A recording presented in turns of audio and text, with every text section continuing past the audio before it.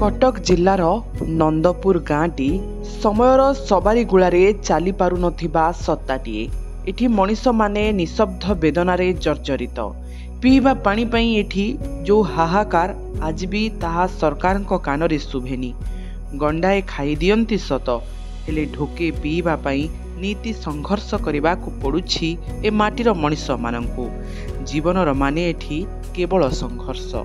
धान खेतर असजड़ा हुड़ारे पिलामानंकर थर थर पाद हुड़ा तले पुणी सापर भय पाठ पढ़ा पाई एठी अहरह संघर्ष।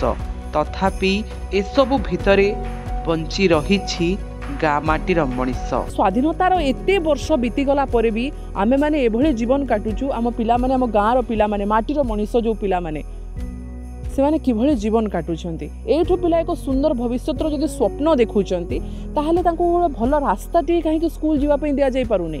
ये एक बड़ प्रश्नवाची आ ये प्रश्न आमे सरकार को करूछु और यार समाधान भी सरकार करिवे।